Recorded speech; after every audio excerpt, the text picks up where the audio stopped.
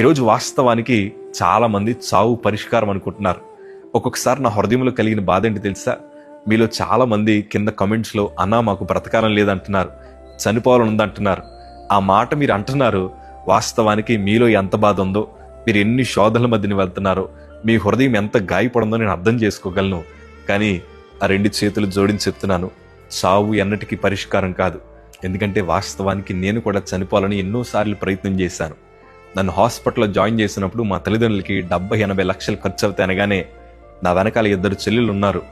నా కోసం వారు అప్పులు చేస్తే ఆ అప్పులు తీర్చుకోవడానికి వారి జీవితం సరిపోదు, మా కుటుంబం చాలా సమస్యల మధ్యలో మునిగిపోద్దని, చనిపోతే ఇంకే బాధ ఎవరికి ఉండదనుకొని 8వ ఫ్లోర్ నుంచి దూకేయడానికి ప్రయత్నం చేసినప్పుడు ప్రభు నాతో మాట్లాడారు.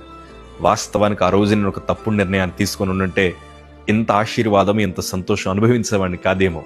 ప్రియ సంఘం, ఒక మాట చెప్తాను, కీడు వెనకాల ప్రభు మేలు దాచాడు. ఈరోజు నువ్వు ఎన్నైతే శోధనల మధ్యన ఉన్నావో, ఎన్ని ఇరుకు ఇబ్బందుల మధ్యన ఉన్నావో, మానసికంగా నలిగిపోయి విరిగిపోయిన నీ జీవితంతో ప్రభు మాట్లాడుతున్నాడు. నీకెదురవుతున్న ప్రతి బాధ నా ప్రభువుకు తెలుసు. కానీ రాబో దినాల్లో రెట్టింపు సంతోషాన్ని నువ్వు అనుభవించబోతున్నావు. ఈ మధ్యలోనే మనం తప్పుడు నిర్ణయాలు తీసేసుకుంటున్నాం.